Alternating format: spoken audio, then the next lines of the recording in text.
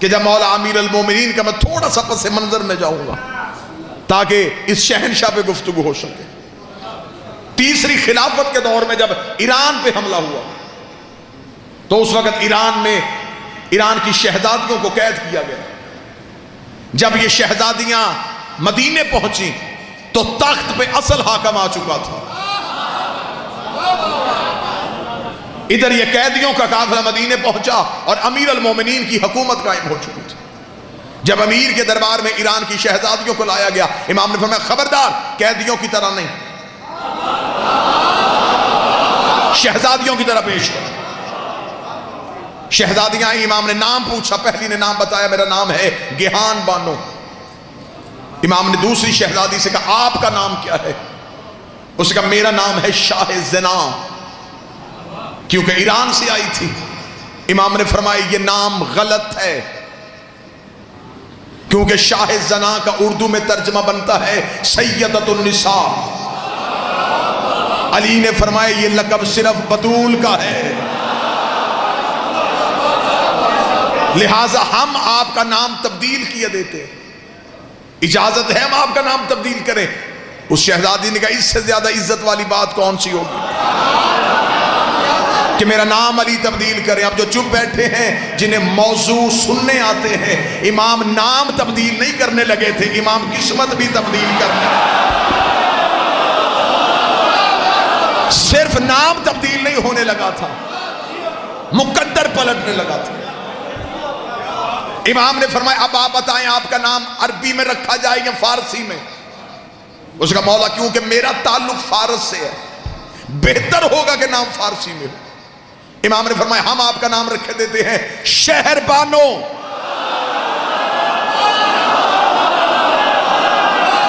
شہر بانو کا ترجمہ ہے، بانو کہتے ہیں ملکہ کو، شہر کی ملکہ، رہنے والے شہر کی نہیں، اس شہر کی ملکہ جس کا دروازہ علی ہے.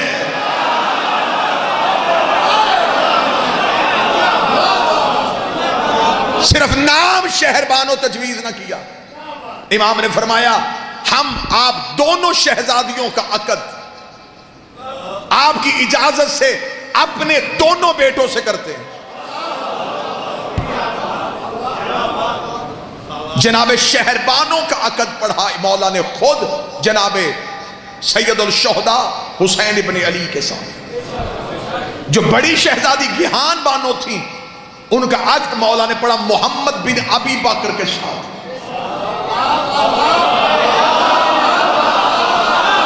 بادشاہ حسین ان ہاتھوں کو ساتھ. جو مضمون نگار لوگ تشریف فرما انہیں جملے کا لطف آیا ہوگا کہ میں نے کہا تھا کہ مولا نے کہا اپنے دونوں بیٹوں سے. بندے چپ ہو گئے کہ علی کا بیٹا کیسے ہو گیا. علی کی ولایت چیز ہی ایسی ہے، یہ شجرے سے نکال بھی دیتی ہے، شجرے میں ڈال بھی دیتی ہے.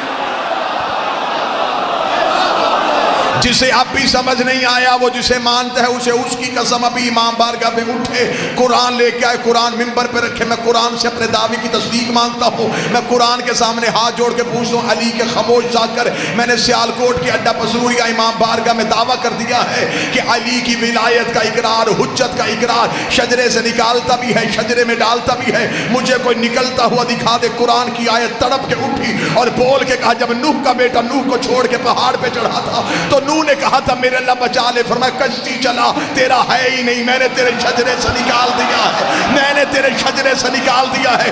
جس مولوی کے ساتھ تعلق اچھا ہو، جس مولوی کے ساتھ کھانا پینا چائے پانی اچھا ہو، اس کے سر پہ قرآن رکھ کے پوچھنا نوح کے بیٹے نے نوح کی ولدیت کا انکار نہیں کیا تھا، نوح کی ولایت کا انکار کیا تھا.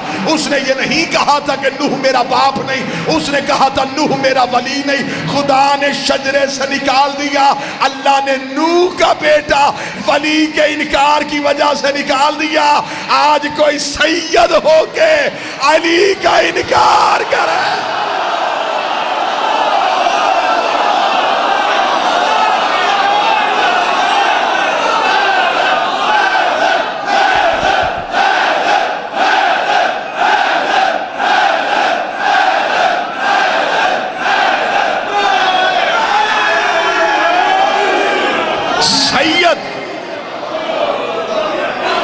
سید نسبت کی وجہ سے ہے. چیز وہی ہوتی ہے جو مرکز سے جڑی ہو. اس ہمیشہ ٹہنی کو پھل لگتا ہے جو اپنے مرکز سے جڑی ہو. سید ہی علی کو چھوڑ دے تو احترام تو علی کی وجہ سے تھا. بابا جی ہم آپ کے گھٹنوں کو ہاتھ قد دے کے نہیں لگاتے.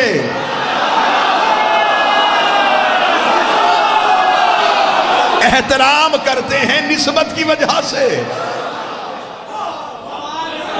تو اگر آپ ہی اپنی نسبت کو بھول جائیں تو پھر تو کوئی ٹوٹی ہوئی ٹہنی ہو سکتی ہے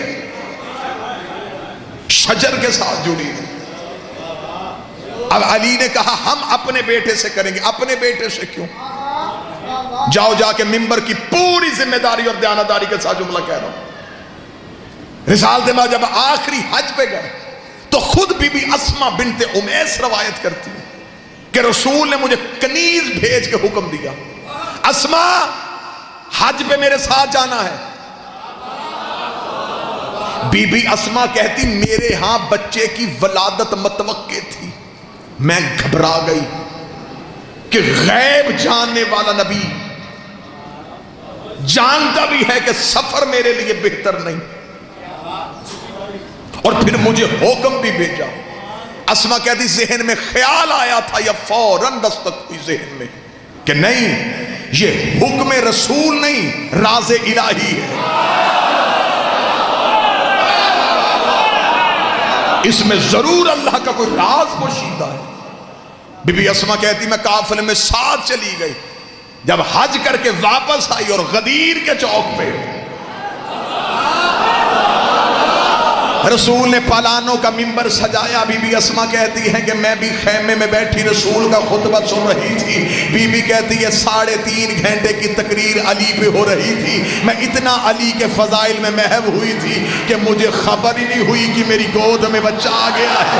بی بی اسما بنت امیس کہتی ہے کہ ادھر نبی کی زبان سے نکلا من کنت مولا ہو فہذا علی مولا. بی بی اسما کہتی میں نے گود میں دیکھا تو محمد بن ابی بکر کے چہرے پہ مسکراہٹ آ رہی تھی. بی بی کہتی میں گود میں لے کے جب علی کی بیعت کروانے کے لیے علی کے خیمے میں گئی تو میں نے کہا یا علی میں بچے کی بیعت کروانے کے لیے آئی ہو.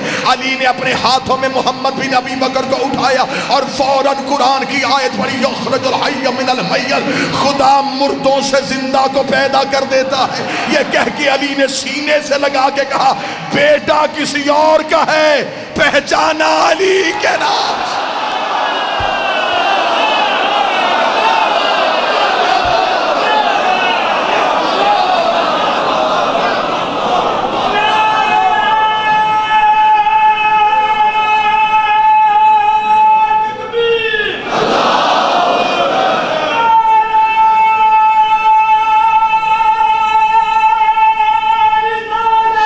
یا رسول اللہ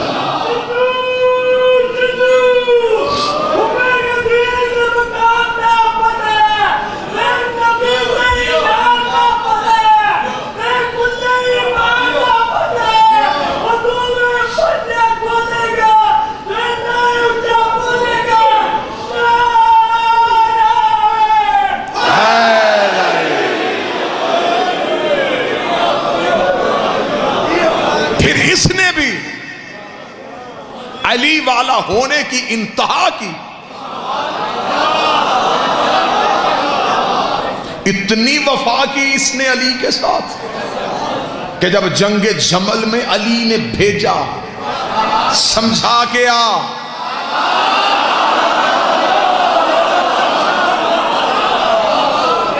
تاریخ میں جملے نہ ہو سیالکوٹ میں مرضی کی جگہ منتخب کرو میں اپنی گردن دے کے چلا جاؤں مجھے عزت ہے. آل رسول کی قسم ہے کتنی وفا کی ہے اس نے. علی ولی اللہ کے ساتھ جب جنگ جمل میں سمجھانے کے لیے آیا تو انہوں نے ملنے سے انکار کر دیا. اس نے کہا کیوں نہیں مل رہی؟ انہوں نے کہا اس وجہ سے نہیں مل رہی کہ تو میرا بھائی ہو کہ علی کے لشکر میں ہے. کتنا اچھا ہوتا تو میرے لشکر میں ہوتا جبکہ تو میرا بھائی ہو کہ علی کے لشکر میں ہے. جب تیسری بار کا تو میرا بھائی ہو کے علی کے لشکر میں ہے۔ محمد بن ابی بکر نے اپنی ابا کو اپنے ساتھ میں لیا اور مسکرا کے کہنے لگے تیرے جیسی 1000 بہنیں ہو میں علی کے قدموں سے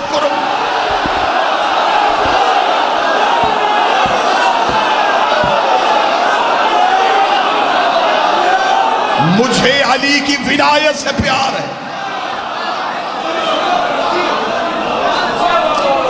مولا نے فرمایا کہ ہم تمہارا عقد،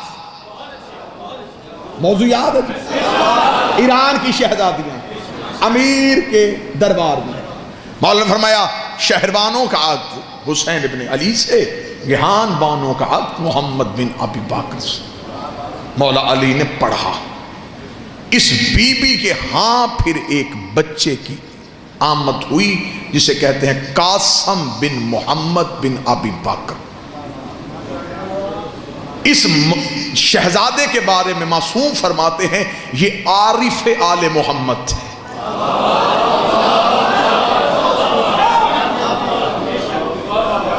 ادھر اس بی بی کے ہاں جناب قاسم دنیا میں آئے، ادھر شہربانوں کی گود میں شہزادہ علی ابن الحسین آ گئے۔ پھر آل محمد کی خدمت اس گھر کی دیکھنا، اس بی بی نے اپنا بچہ قاسم جو ہے وہ سید الساجدین کا غلام بنایا۔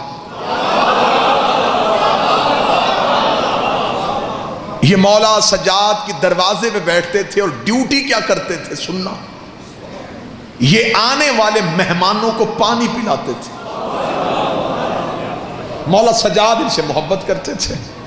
ایک دن مولا سجاد نے انہیں کہا قاسم ماں آپ کی بھی عجم سے ہے، ماں میری بھی عجم سے ہے، لیکن زندگی میں تو نے کبھی مجھ سے اس معاملے میں برابری نہیں کی کہ آپ کی والدہ بھی عجم سے میری والدہ بھی عجم سے۔ قاسم نے قدموں پہ ہاتھ رکھ کے کہا بادشاہ کیا یہ فرق کافی نہیں، میرا باپ فرش کا ہے تیرا باپ عرش کا۔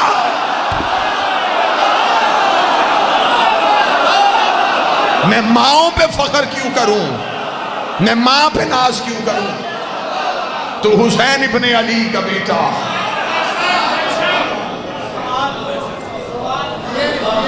ہم آپ کے غلام ہیں میرے مالک۔ امام نے فرمایا تمہاری خدمت اور تمہاری نوکری اور تمہاری مودت کی وجہ سے ہم چاہتے ہیں کہ ہم اپنے فرزند محمد باقر کا عقد تمہاری شہزادی فروا سے کریں۔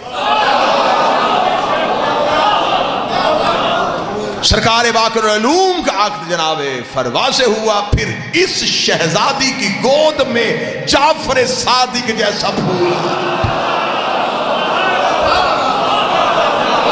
تو بات سمجھ میں آ رہی ہے؟ پیر ہونے بھی ایسے چاہیے بندہ ماؤں کے شجرے بھی پڑھے تو شرمندگی نہ ہو۔ ہمیں رہبروں پہ ناز ہے، ہمیں مرشدوں پہ ناز ہے۔